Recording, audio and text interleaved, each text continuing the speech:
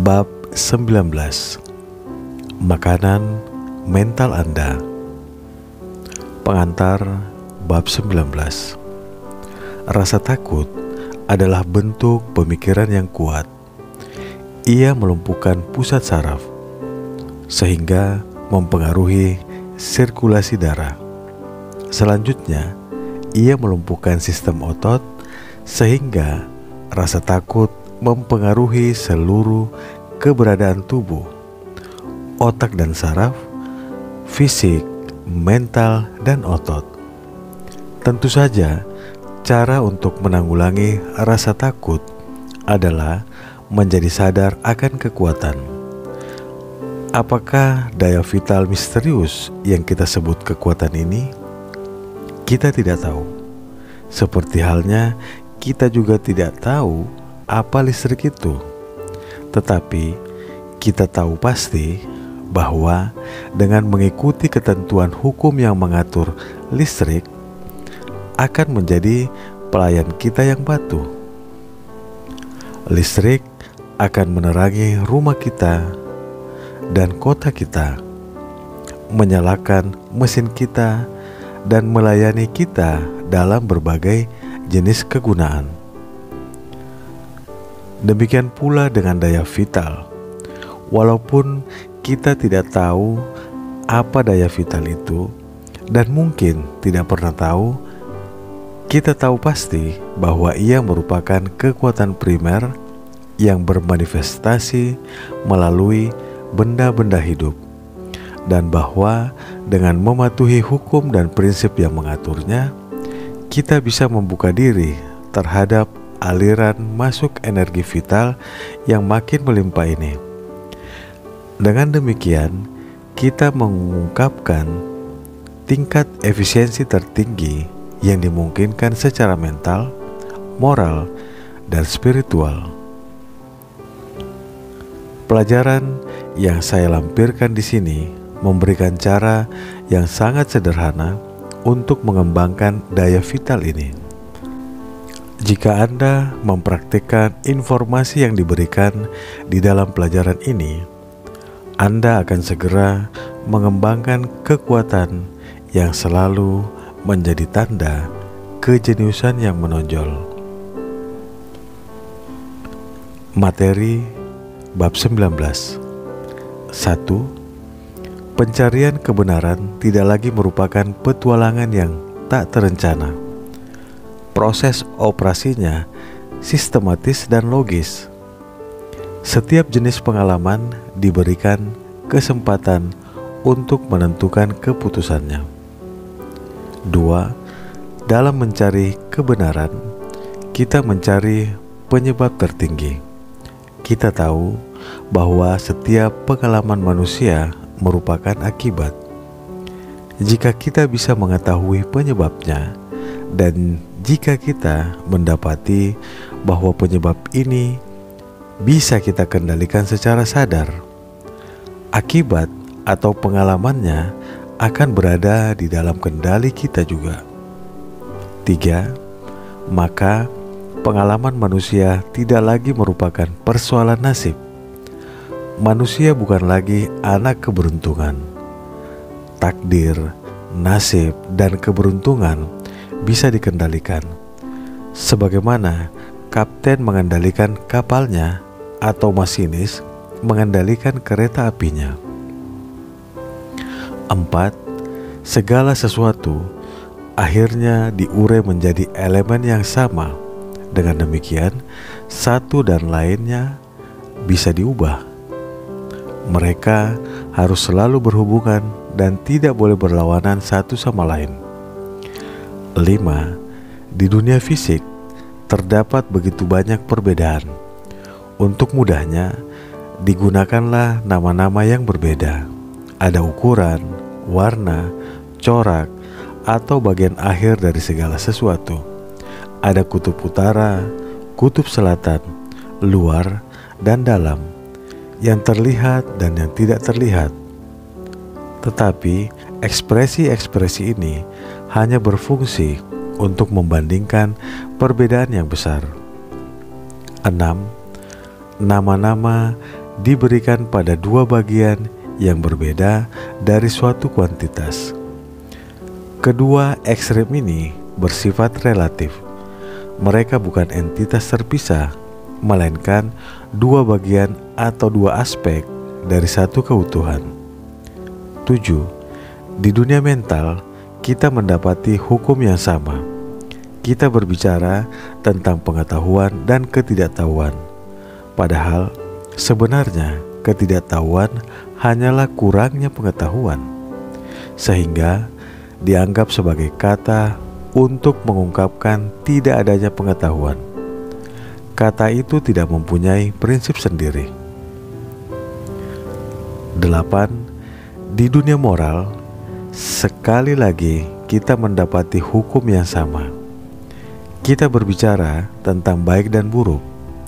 Baik adalah realitas, suatu yang nyata, sedangkan buruk hanyalah suatu kondisi negatif dari tidak adanya kebaikan.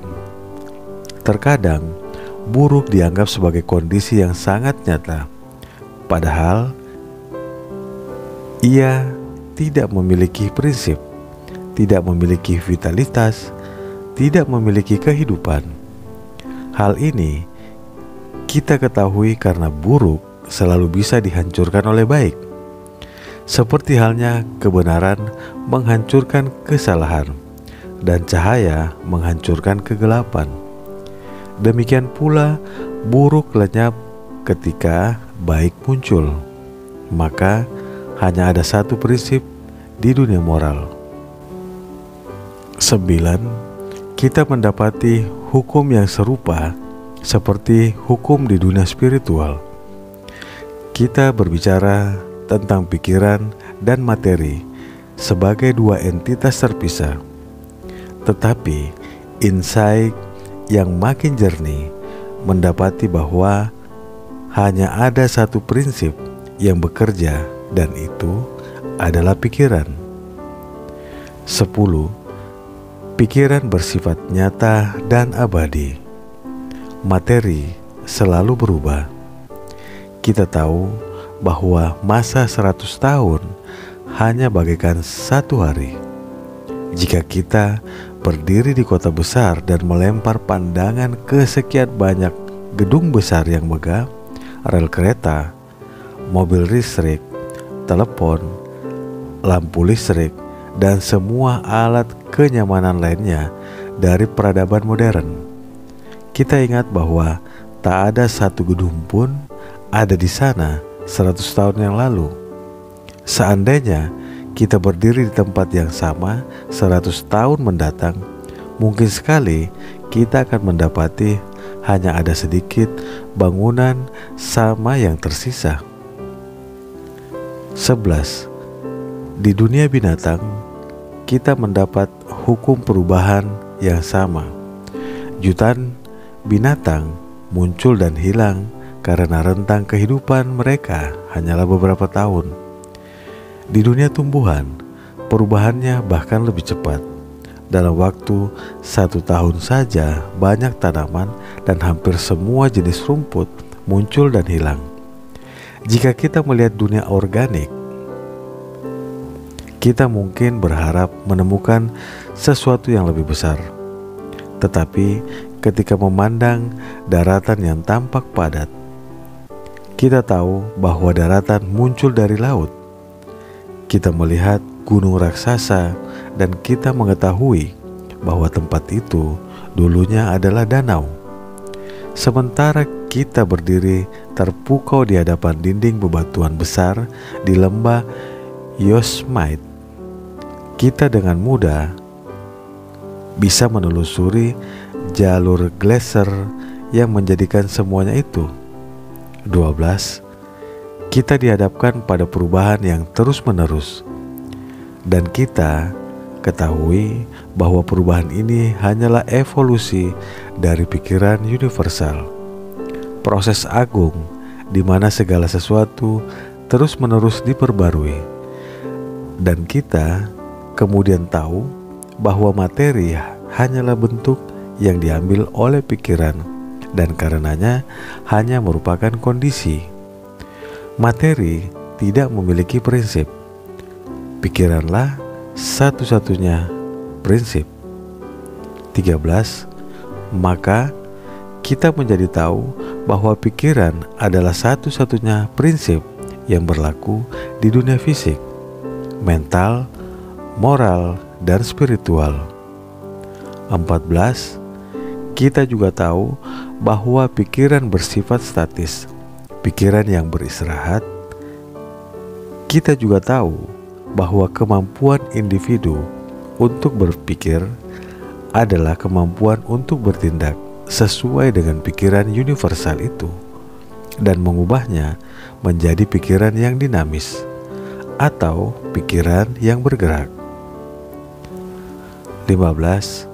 Untuk melakukannya, bahan bakar harus dipakai dalam bentuk makanan karena manusia tidak bisa berpikir tanpa makanan. Maka kita mendapati bahwa bahkan aktivitas spiritual seperti berpikir tidak bisa diubah menjadi sumber kesenangan dan keuntungan kecuali melalui sarana materi.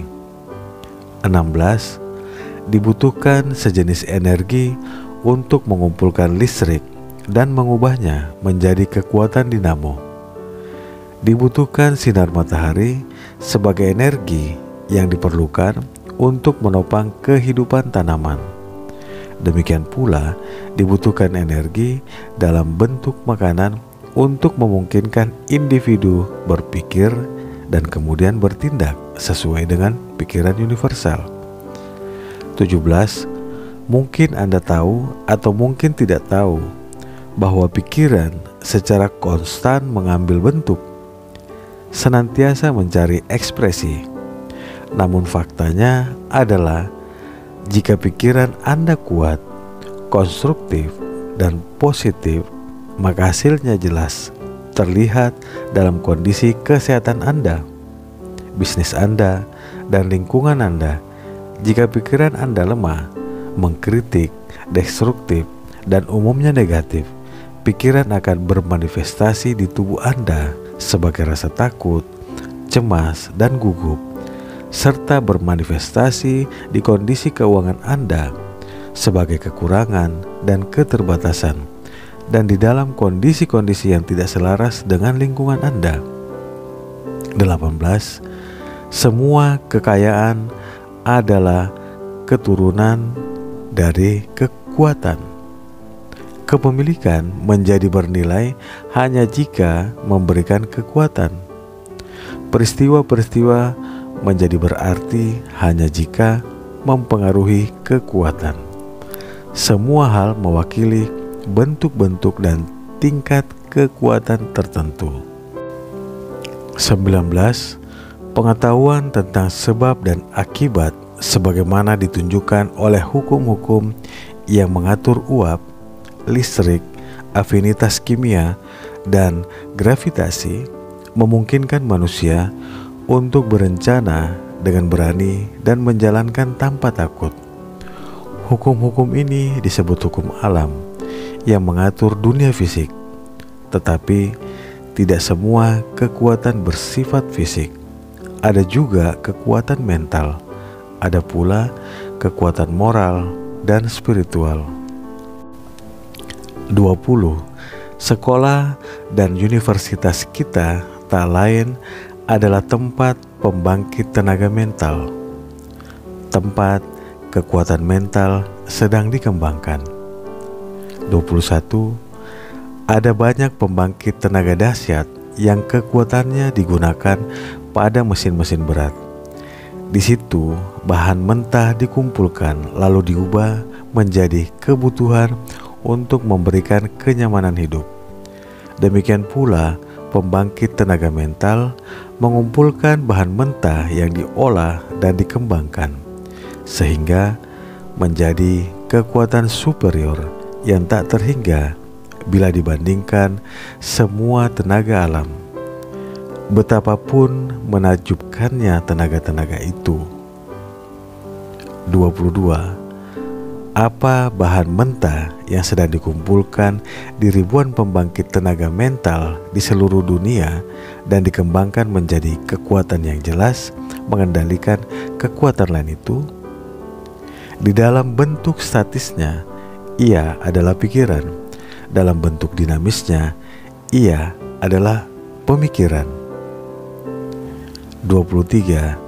Kekuatan ini superior karena berada di tingkat yang lebih tinggi, karena kekuatan ini memungkinkan manusia untuk menemukan hukum alam.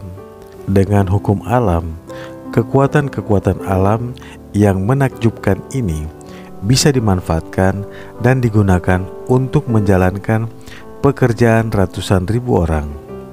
Kekuatan ini telah memungkinkan manusia untuk menemukan hukum-hukum yang dengannya waktu dan ruang dilejapkan. Sekarang ini tampaknya hukum gravitasi sudah diatasi.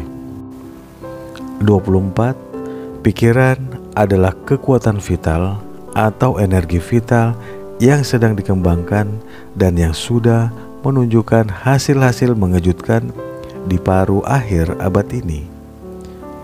Pikiran telah memunculkan dunia yang sama sekali tidak bisa dipahami oleh orang yang hidup 50 tahun atau bahkan 25 tahun yang lalu.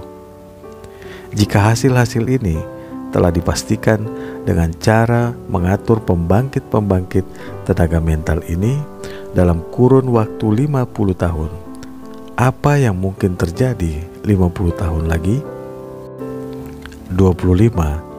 Substansi yang menjadi tempat terciptanya segala sesuatu memang tak terbatas jumlahnya. Kita tahu bahwa cahaya bergerak dengan kecepatan 297.600 km per detik. Kita tahu bahwa ada bintang-bintang yang amat jauh, sehingga dibutuhkan 2000 tahun cahaya untuk mencapai kita.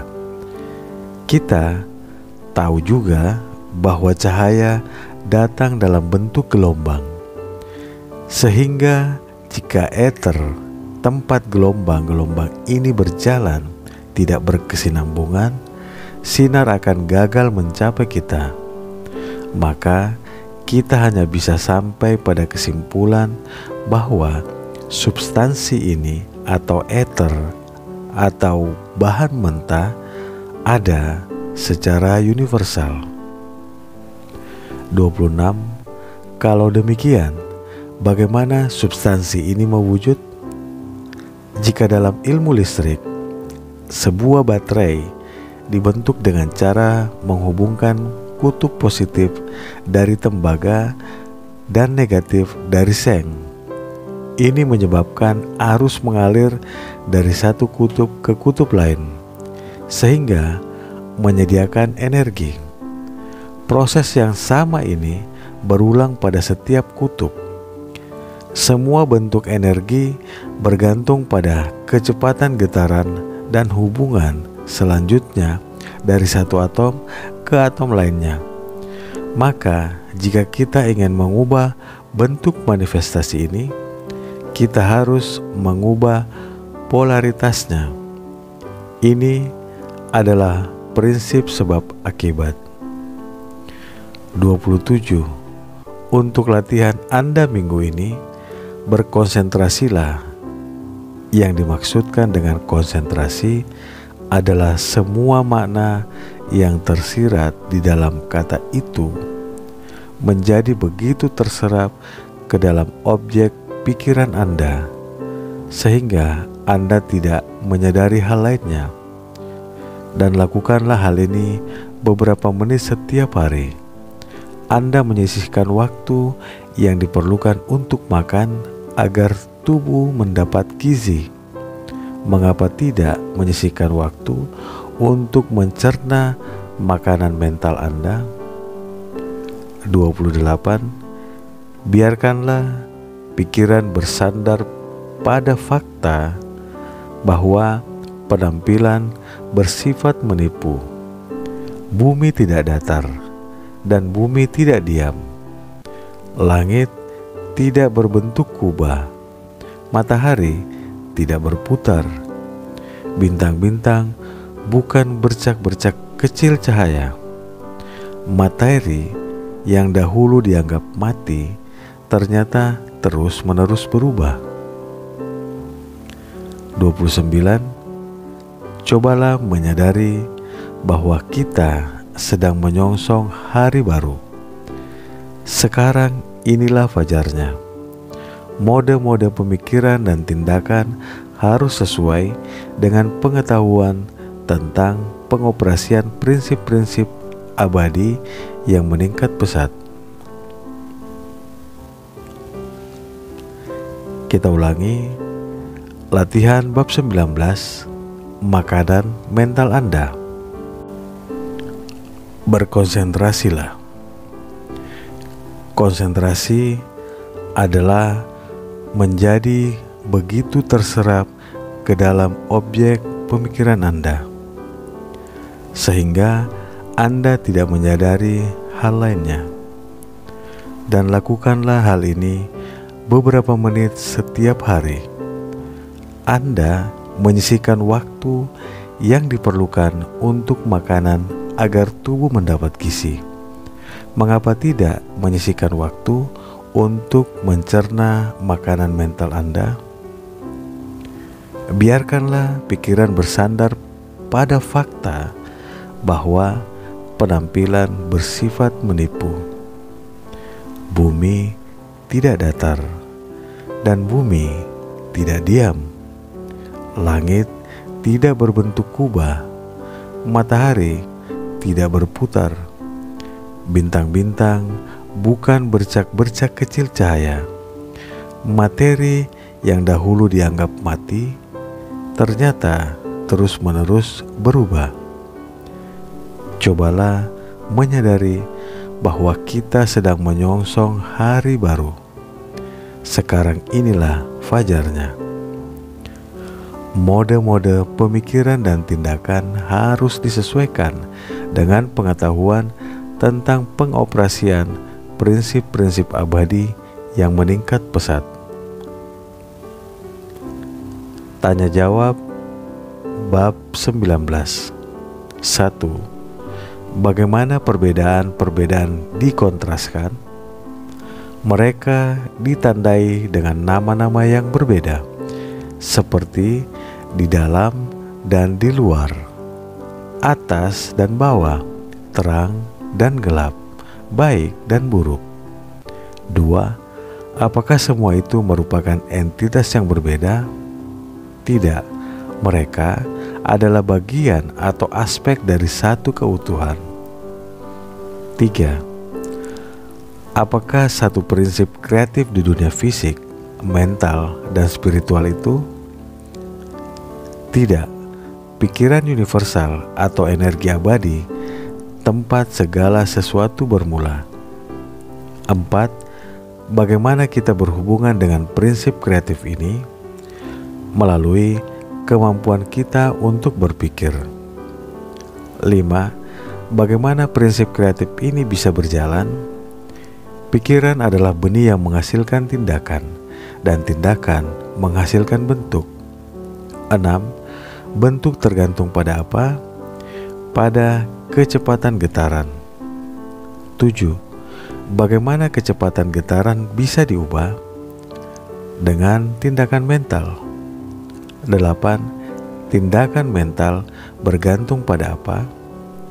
Pada polaritas aksi dan reaksi antara individu dan pikiran universal. 9. Energi kreatif bermula pada individu atau pikiran universal, pada pikiran universal, tetapi pikiran universal bisa bermanifestasi hanya melalui individu. 10. Mengapa individu diperlukan? Karena pikiran universal bersifat statis dan membutuhkan energi untuk menggerakkannya. Ini disediakan oleh makanan yang diubah menjadi energi, Dan selanjutnya, memungkinkan individu berpikir.